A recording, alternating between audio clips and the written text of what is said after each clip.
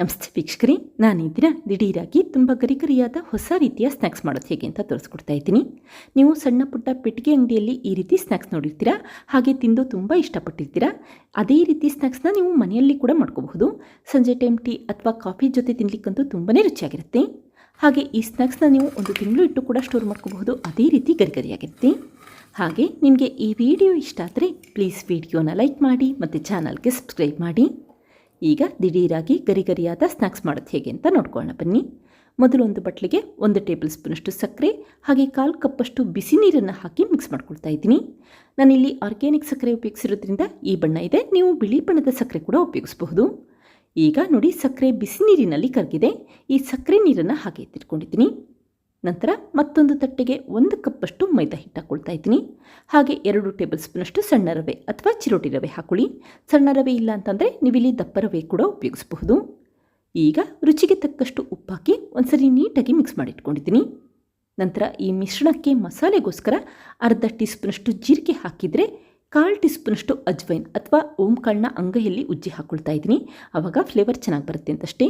ಓಂಕಾಳು ಇದ್ದರೆ ಉಪಯೋಗಿಸಿ, ಇಲ್ಲ ಅಂತಂದರೆ ಹಾಕಲಿಲ್ಲ ಅಂದರೂ ಕೂಡ ನಡೆಯುತ್ತೆ. ಈಗ ಮತ್ತೆ ಒಂದ್ಸರಿ ನೀಟಾಗಿ ಮಿಕ್ಸ್ ಮಾಡಿ ಇಟ್ಕೊಂಡಿದ್ದೀನಿ. ನಂತರ ಇದಕ್ಕೀಗ 1 ಟೇಬಲ್ ಸ್ಪೂನಷ್ಟು ತುಂಬ ಬಿಸಿ ಇರುವಂಥ ಎಣ್ಣೆ ಹಾಕ್ಕೊಳ್ತಾ ಇದ್ದೀನಿ.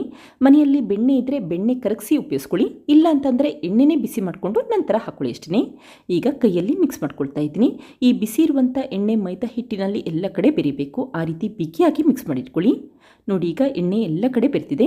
ನಂತರ ಈ ಮೈದಾ ಹಿಟ್ಟಿನ ಮಿಶ್ರಣ ಮುಷ್ಟಿ ಹಿಡಿದ್ರೆ ಉಂಡೆ ಕಟ್ಟಲಿಕ್ಕಾಗಬೇಕು, ಅಷ್ಟು ಪ್ರಮಾಣದಲ್ಲಿ ಎಣ್ಣೆ ಹಾಕೊಳ್ಳಿ. ಅಕಸ್ಮಾತ್ ಈ ರೀತಿ ಉಂಡೆ ಕಟ್ಟಲಿಕ್ಕೆ ಆಗ್ತಿಲ್ಲ ಅನ್ಸಿದ್ರೆ ಮತ್ತೆ ಒಂದು ಅರ್ಧ ಟೇಬಲ್ ಸ್ಪೂನಷ್ಟು ಎಣ್ಣೆ ಉಪಯೋಗಿಸಿ ಅಷ್ಟೇ. ಇದಕ್ಕೀಗ 1 ಚಿಟಿಕೆಯಷ್ಟು ಅಡುಗೆ ಸೋಡಾ ಹಾಕ್ಕೊಂಡಿದ್ದೀನಿ. 1/4 ಟೀ ಸ್ಪೂನ್ಗಿನ ಇನ್ನೂ ಕಡಿಮೆ ಪ್ರಮಾಣದಲ್ಲಿ ಸೋಡಾ ಹಾಕೊಳ್ಳಿ. ಈಗ ಮೊದಲೇ ಮಾಡಿಟ್ಟಂಥ ಸಕ್ಕರೆ ನೀರನ್ನು ಹಾಕ್ಕೊಳ್ತಾ ಇದ್ದೀನಿ.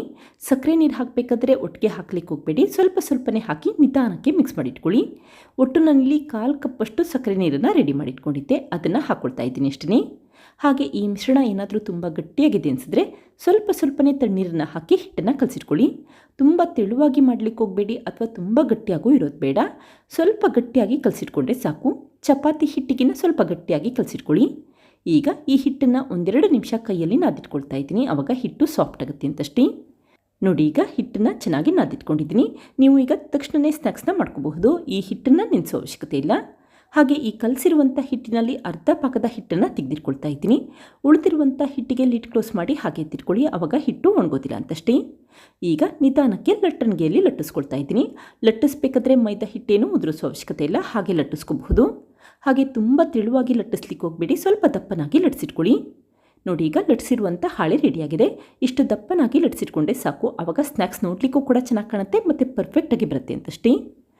ಈಗ ಒಂದು ಸಣ್ಣ ಮುಚ್ಚಳದಿಂದ ಕಟ್ ಮಾಡ್ಕೊಳ್ತಾ ಇದ್ದೀನಿ. ನಾನಿಲ್ಲಿ ಬೆಳ್ಳುಳ್ಳಿ ಅಥವಾ ಗೋಡಂಬಿ ಶೇಪಲ್ಲಿ ಕಟ್ ಮಾಡ್ಕೊಳ್ತಾ ಇದ್ದೀನಿ, ಆವಾಗ ಸ್ನ್ಯಾಕ್ಸ್ ನೋಡಲಿಕ್ಕೆ ಚೆನ್ನಾಗಿ ಕಾಣುತ್ತೆ ಅಂತಷ್ಟೇ. ಈ ರೀತಿ ಮುಚ್ಚಳ ಇಲ್ಲ ಅಂತಂದರೆ ಚಾಕುವಲ್ಲಿ ಸಣ್ಣ ಸಣ್ಣ ಪೀಸ್ಗಳಾಗಿ ಕಟ್ ಮಾಡಿಟ್ಕೊಳ್ಳಿ. ಹಾಗೆ ನಾನಿಲ್ಲಿ ಹಿಟ್ಟನ್ನು ಕಲಿಸ್ಬೇಕಾದ್ರೆ 1/4 ಕಪ್ಪಷ್ಟು ಸಕ್ಕರೆ ನೀರನ್ನು ಹಾಕ್ಕೊಂಡಿದ್ದೆ.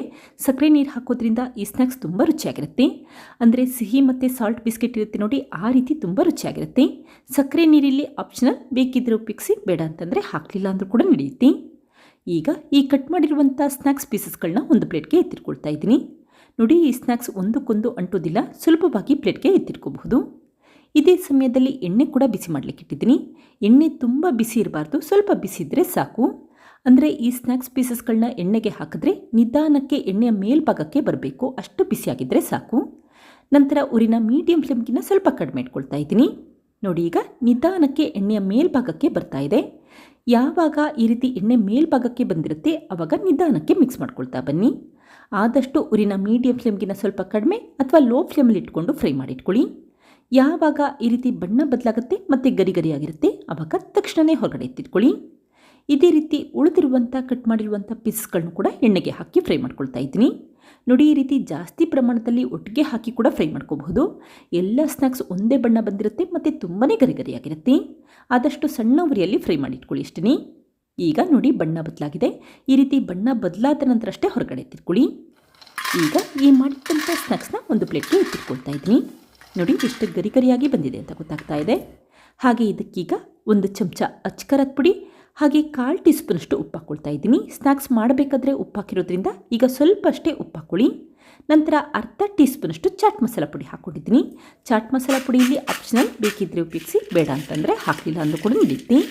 ಹಾಗೆ ನಿಮಗೆ ಈ ಸ್ನ್ಯಾಕ್ಸಲ್ಲಿ ಖಾರ ಎಷ್ಟು ಬೇಕೋ ಅಷ್ಟು ಪ್ರಮಾಣದಲ್ಲಿ ಅಚ್ಕಾರದ ಪುಡಿ ಉಪಯೋಗಿಸ್ಕೊಳ್ಳಿ.